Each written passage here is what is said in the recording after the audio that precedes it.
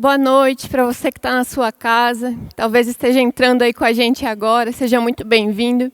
É um privilégio ter você amando Jesus junto com a gente. E agora, depois de cantar sobre Jesus, falar sobre Jesus através do que nós estamos construindo aqui, na nossa vida de generosidade, nas nossas canções e até mesmo nos livros, nas coisas que nós produzimos, vamos falar mais um pouquinho de Jesus, porque afinal é só isso que nós sabemos e é só isso que nós queremos fazer. Hoje eu gostaria de compartilhar um pouquinho com vocês um pouco do que eu tenho meditado e do que está no meu coração nos últimos dias. Para quem não sabe, eu sou a esposa do Thiago, com muito orgulho. Nós nos casamos em janeiro desse ano e foi quando eu me mudei para São Paulo. Antes disso, eu morava lá em Santa Catarina, mais de 1.000 quilômetros daqui. E nós namorávamos à distância por quase 4 anos. Então, nós nos casamos, nos tornamos um, e eu vim morar aqui. E eu estive refletindo nos últimos dias justamente sobre a distância. Sabe, a distância, você pode conhecer alguém, você pode até mesmo amar alguém, como nós os amávamos. Mas a distância, ela muitas vezes tende a distorcer algumas coisas, desconfigurar a imagem de algumas coisas. Então, por exemplo, quando nós estávamos longe, muitas vezes ele falava alguma coisa e eu não conseguia interpretar da forma correta o que ele queria dizer. Ou acontecia alguma coisa e nós não conseguíamos entender claramente o que é que estava acontecendo. Porque é isso que a distância faz. Eu não sei se você já passou por essa situação, mas eu acho muito provável que sim. De você tentar reconhecer, enxergar alguma coisa que está muito longe de você. É muito provável que você tenha visto isso de uma forma um pouco distorcida. Talvez se fosse uma palavra, você não conseguiu ler direito. Mas conforme você se aproxima, quanto mais perto você está, quando você está diante daquilo, você consegue entender a realidade do que aquilo é e do que realmente significa. E partindo dessa ideia, desse pensamento, eu gostaria de falar um pouquinho com vocês hoje e ler alguns versículos. Começando lá em Gênesis 1. Se você quiser, você pode abrir e acompanhar na sua casa. No versículo 26, a Bíblia diz: também disse Deus, façamos o homem à nossa imagem, conforme a nossa semelhança. E no versículo 31, na parte a Bíblia diz: viu Deus tudo quanto fizera, e eis que era muito bom. Uma das coisas que me chamou a atenção, relembrando e relendo esse texto, foi Deus olhando para o homem que ele tinha feito e dizendo: ficou muito bom. Então eu fui para o original dessa palavra, muito bom, bom. E eu encontrei que um dos significados dela, de bom, é agradável e amável. Então eu vejo que a primeira coisa que Deus declarou sobre o homem, quando ele o viu, é: você é agradável e você é amável. E se você ainda mais a fundo no significado da palavra amável, amável significa digno de amor, digno de ser amado. Deus olhou para o homem, que ele fez a sua imagem e a sua semelhança, e ele disse: você é agradável a mim, você é digno de ser amado, e eu te fiz para ser amado. Deus coloca aquele homem em um ambiente que ele havia preparado de antemão para ele, suprido de tudo. E ele vive em um relacionamento harmonioso com Deus. A Bíblia diz que Deus visitava o jardim, ele passeava pelo jardim, porque foi para isso que Deus criou um homem. Para o relacionamento de amor, de intimidade, para o ambiente de proximidade com ele. O homem, ele enxergava a si mesmo e tudo que estava à sua volta através dos olhos de Deus. Então, para o homem, tudo aquilo era muito bom também. Ele olhava para a criação à sua volta e ele dizia: uau, isso é muito bom. E ele também conseguia olhar para si mesmo e dizer: isso é bom. Ele conseguia reconhecer a si mesmo como digno de amor, como digno de ser amado. E tudo fluía muito bem nesse ambiente, porque é como devia ser.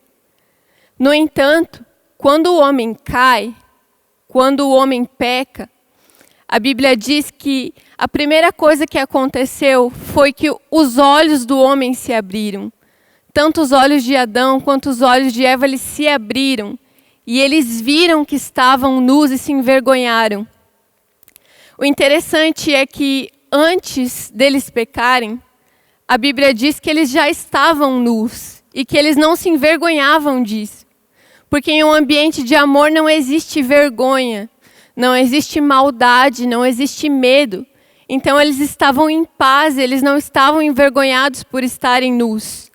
Mas quando os olhos deles se abrem, o que acontece é que eles passam a enxergar a si mesmo pelos seus próprios olhos, e não mais pelos olhos de Deus, e não mais com bondade, não mais com pureza.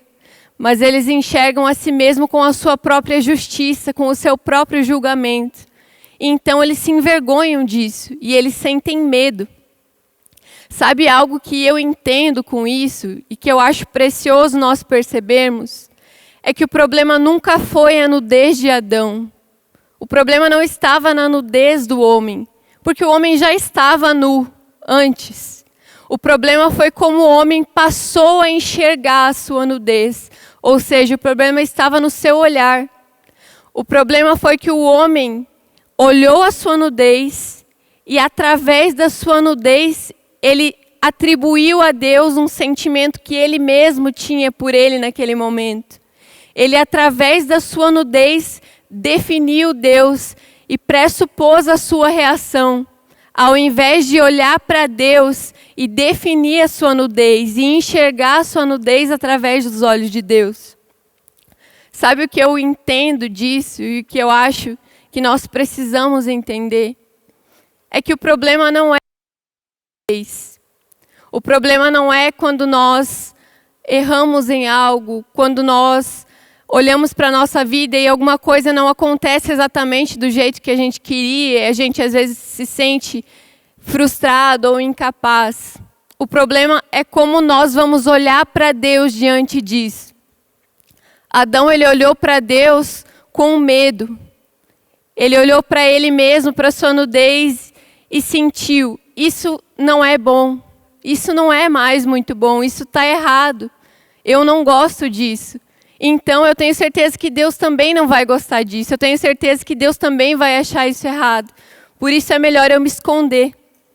Ele pegou o sentimento dele, a visão dele, e atribuiu a Deus.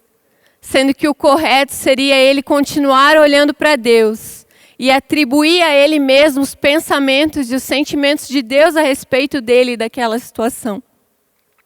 Mas Adão, ele não faz isso e por isso ele começa a temer. E é interessante a gente pensar também no porquê Adão começa a temer, porquê ele começa a ter medo de Deus. O interessante é que Deus nunca muda. Deus é santo, Deus é soberano e ele sempre foi assim, mas Adão até então nunca tinha tido medo dele. Pelo contrário, ele vivia em um ambiente de amor e onde existe amor não há medo. Mas Adão começa a temer porque ele começa a olhar para si mesmo e ele começa a se considerar diferente.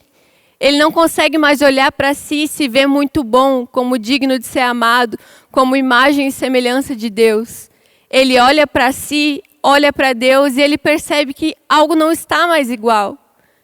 E eu não sei se você já viu, provavelmente em um filme ou em alguma história de guerra, quando alguém está na guerra e vê alguém que é diferente dele, diferente do seu povo, do seu exército, ele pressupõe que aquela pessoa o tem como inimigo. Então a defesa dele vai ser ou enfrentar essa pessoa, matar ela para proteger a sua própria vida, ou então fugir. E Adão fugiu de Deus, porque ele pensou na sua mente caída que Deus passou a tê-lo como inimigo por causa do seu pecado e por causa da sua nudez. Sabe, porque a natureza do homem mudou, ele se distanciou de Deus e a comunicação entre eles deixou de ser clara. Não porque Deus deixou de se comunicar com o homem ou porque Deus deixou de amar o homem, pelo contrário. A Bíblia nos mostra que depois da queda, Deus estava passeando pelo jardim. E o homem ouviu os passos de Deus no jardim, teve medo e se escondeu. O pecado do homem, a nudez do homem, ela não mudou Deus. Deus estava lá. Mas o homem, ao olhar para si com os seus próprios olhos, ele teve medo e se escondeu.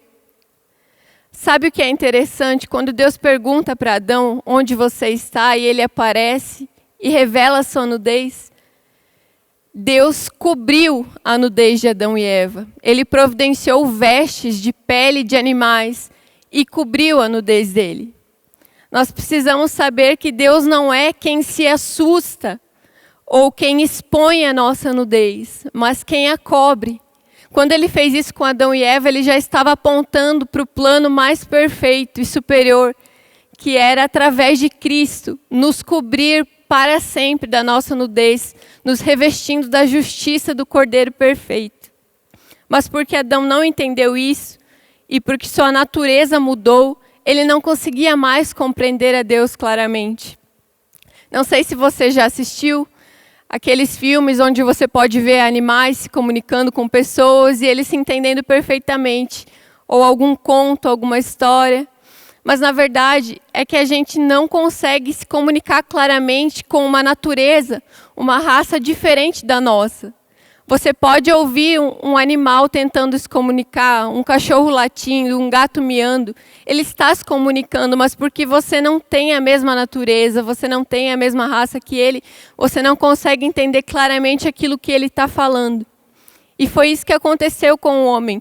Por mais que Deus continuasse o entendendo e o amando, o homem começou a ter uma falha na comunicação com Deus, no sentido de não conseguir compreender o que Deus estava falando. E ele começou a distorcer a imagem de Deus e quem ele era e passou a enxergar apenas sombras. E essas sombras o amedrontavam. E quanto mais medo ele sentia, mais longe ele ficava. É um ciclo vicioso. Você se afasta daquilo que você tem medo. E geralmente você tem medo daquilo que você não conhece. O homem, ele deturpou a imagem de Deus em sua mente, achando que Deus o tinha como inimigo, passou a ter medo e se afastou. E quanto mais longe, também mais medo você tem. Então o homem entrou nesse ciclo vicioso, por achar que Deus o tinha como inimigo. Porque essa é a mentalidade, é o pensamento de uma natureza caída. Mas isso não é o que Deus diz ao nosso respeito. Isso não é o que Deus pensava sobre o homem. Vamos ver o que Deus diz? Você pode abrir a sua Bíblia em Colossenses 1, 21 a 22. O texto fala assim: antes, vocês estavam separados de Deus, e na mente de vocês eram inimigos, por causa do mau procedimento de vocês. Mas agora, Ele os reconciliou pelo corpo físico de Cristo, mediante a morte, para apresentá-los diante dele, santos, inculpáveis e livres de qualquer acusação. Eu não sei se isso ressalta aos seus olhos, como ressaltou os meus.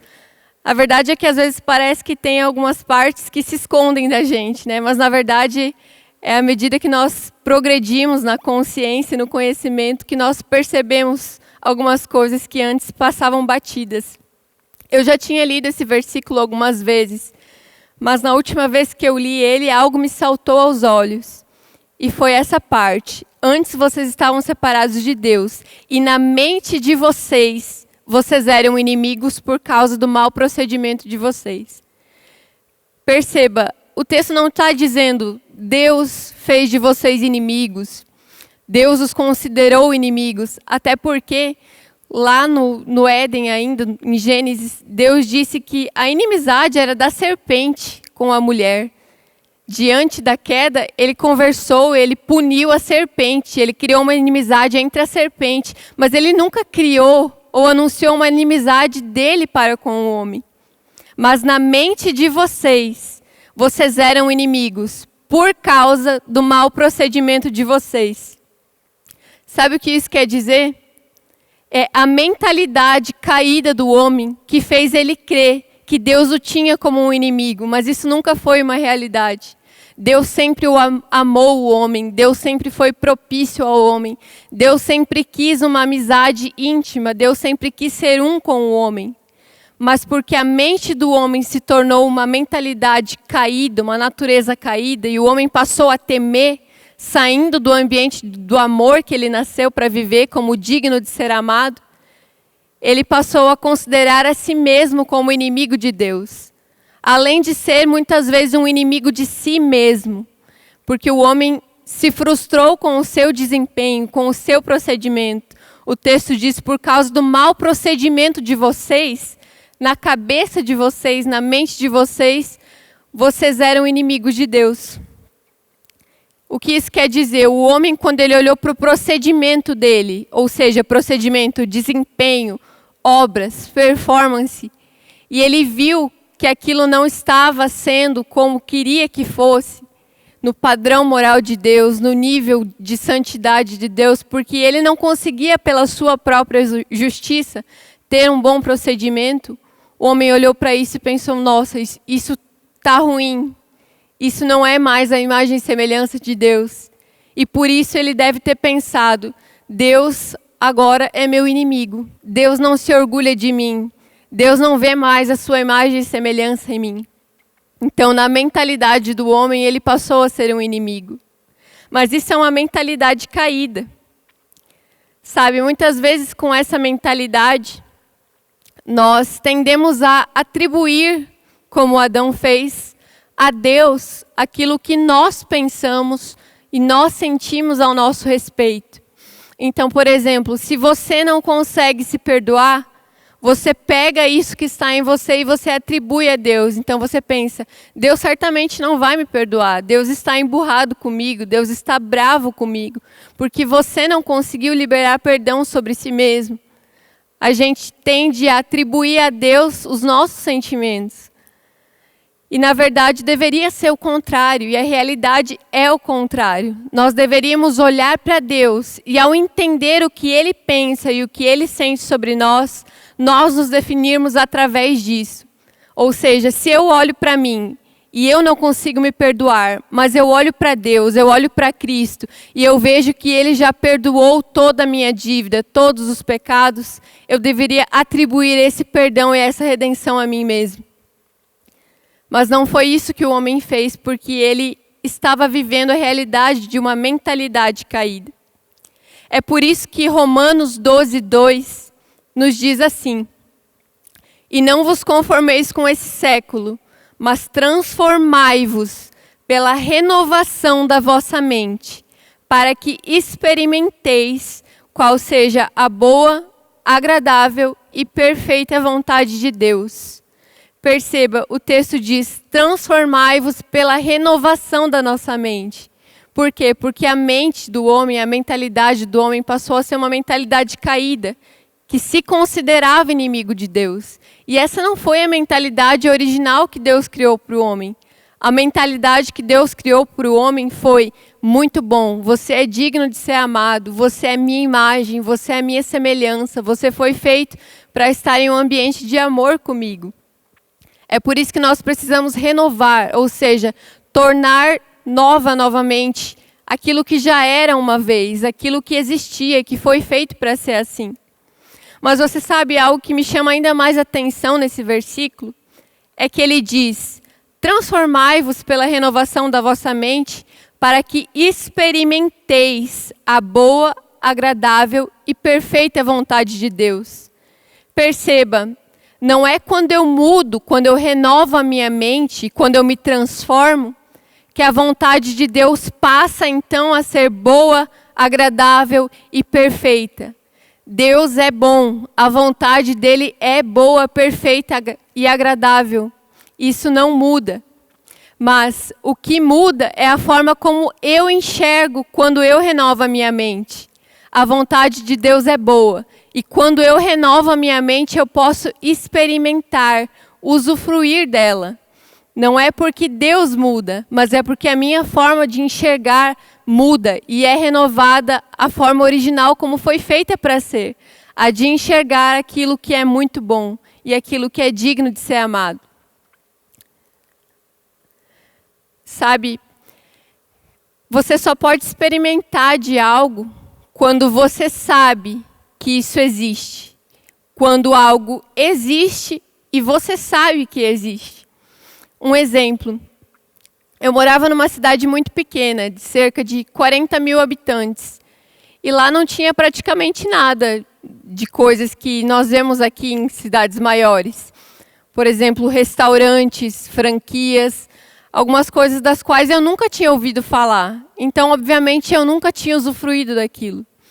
Por exemplo, um restaurante muito conhecido aqui em outras cidades maiores, chamado Coco Bambu. Eu não sabia que isso existia, mas o meu marido, por morar aqui e já ter experimentado, ele sabia que existia e por ter experimentado, ele sabia que era bom. Então, ele falou para mim que aquilo existia, ou seja, eu soube que aquilo existia e eu criei na palavra dele de que aquilo era bom. Por isso eu experimentei e eu comprovei que aquilo era bom.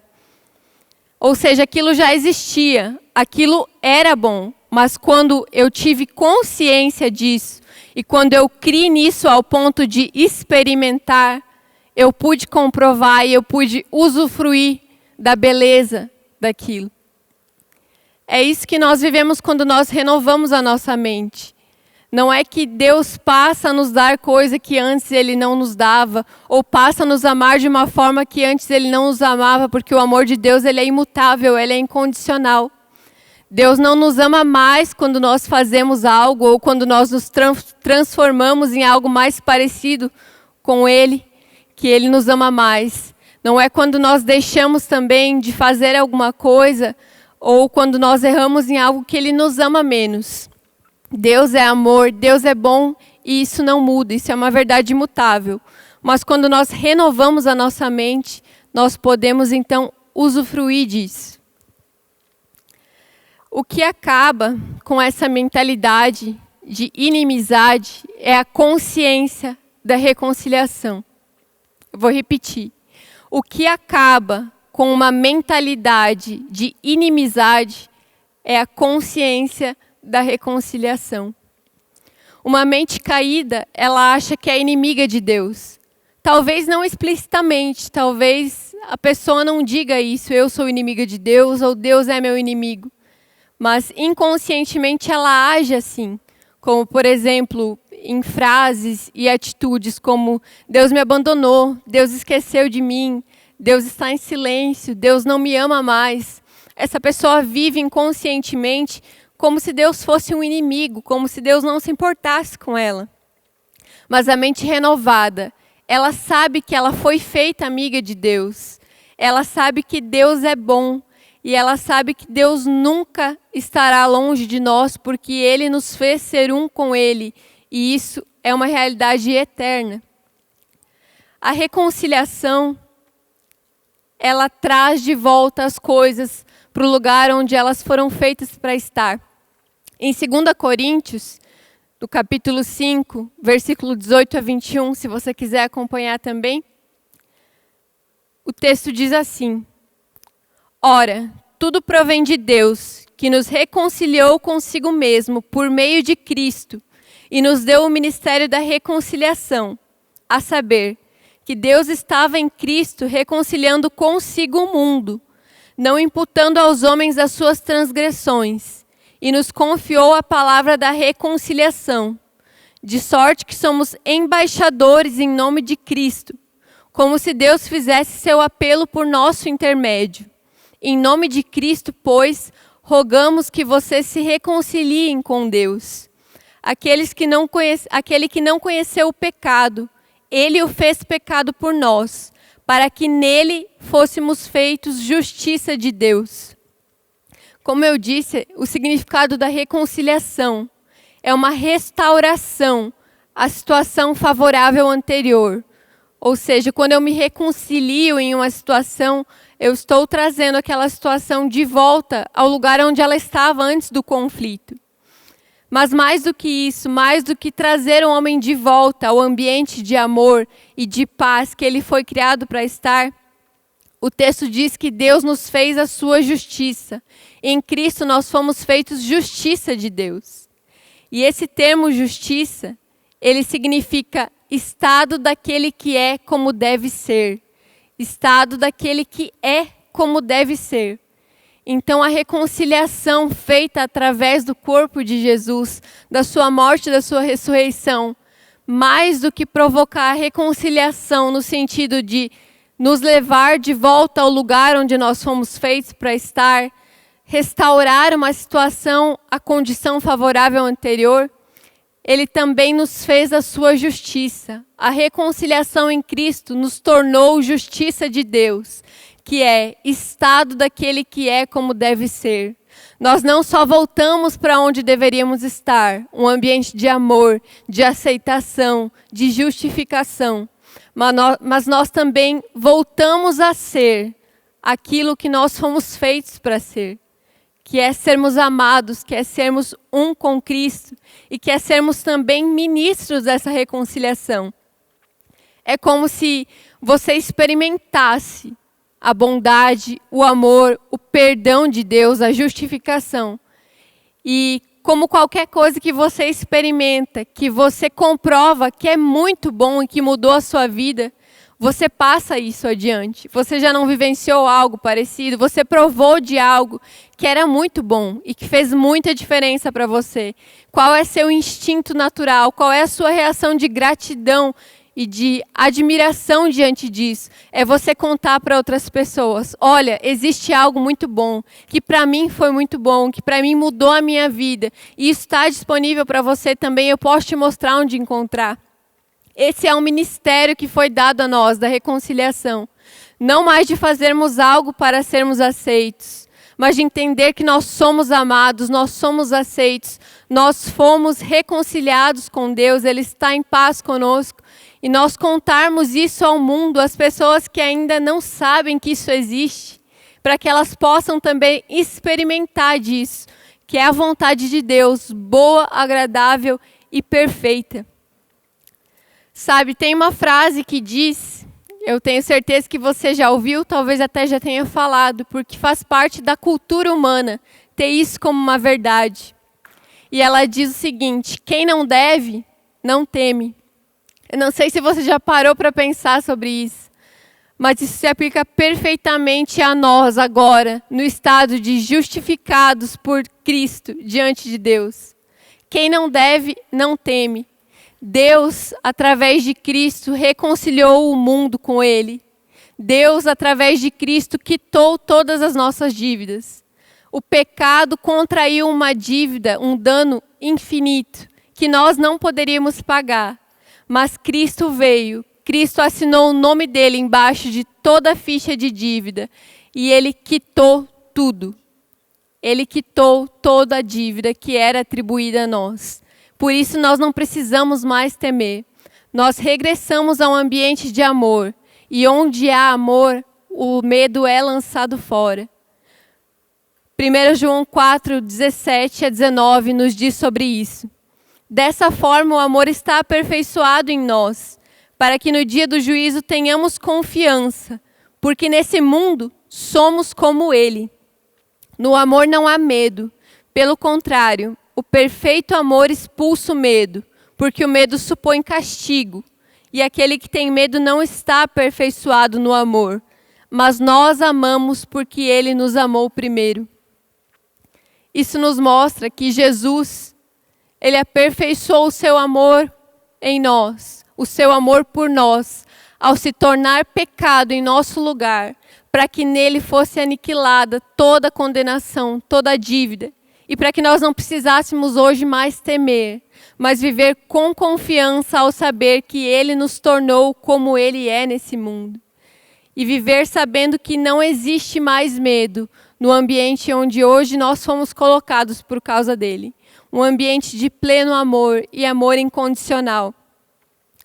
Sabe, Efésios 2, eu já estou concluindo, mas ele fecha perfeitamente esse assunto, dizendo: mas agora, Efésios 2, versículo 13, mas agora, em Cristo Jesus, vós que antes estavam longe, foram reaproximados pelo sangue de Cristo, porque Ele é a nossa paz, o qual de ambos fez um, e tendo derrubado a parede da inimizade que estava no meio, aboliu na sua carne a lei dos mandamentos na forma de ordenanças, para que dos dois criasse em si mesmo um novo homem, fazendo a paz e reconciliasse ambos em um só corpo com Deus, por intermédio da cruz, destruindo por ela a inimizade. Em Cristo, todos aqueles que, por causa da sua mentalidade caída, estavam longe de Deus, todos aqueles que, por medo, não se achegavam diante de Deus, mas fugiam dele, achando que ele os condenaria, ele se envergonharia deles. Em Cristo, todos nós fomos reaproximados ao nosso Pai. Nós fomos trazidos de volta. Deus se fez carne para destruir toda a inimizade que a natureza caída criou e voltar a se comunicar claramente com o homem, dizendo: eu fiz você e aos meus olhos você é muito bom. Você é digno de ser amado. Você é agradável aos meus olhos. Dizer que Deus está longe é uma mentira para aqueles que estão em Cristo. Porque além de nós não estarmos mais longe, nós fomos feitos um com Ele. Sabe, você pode estar perto de um banquete, e isso é muito bom. Mas não é quando você está perto de um banquete que isso sacia sua fome. É quando o banquete está em você. É quando você experimenta, é quando isso entra dentro de você. E é isso que Cristo fez conosco. Ele só não trouxe Deus para perto novamente, mas Ele nos fez ser um com Ele. Ele nos fez ser ministros da sua reconciliação. Assim como eu, por ter me tornado um com o meu marido, hoje eu não preciso mais viver longe dele como eu vivia. Eu não preciso mais amá-lo de longe, eu não preciso mais tentar entender o que ele está querendo dizer, porque existe uma distância entre nós. Quando Cristo nos tornou um com Ele, Cristo nos chama de sua noiva. Então, quando Ele disponibilizou essa realidade para mim e para você, Ele também acabou com toda a distância, ao nos mostrar que nós somos um, e nós fomos feitos para viver nesse lugar. Um lugar de intimidade, um ambiente de amor, onde não há mais inimizade. Mas nós sabemos que nós somos amados e nós somos aceitos por Deus. E toda a nossa nudez foi coberta quando Ele nos revestiu do seu Filho, o Cordeiro perfeito, que tira todo o pecado do mundo.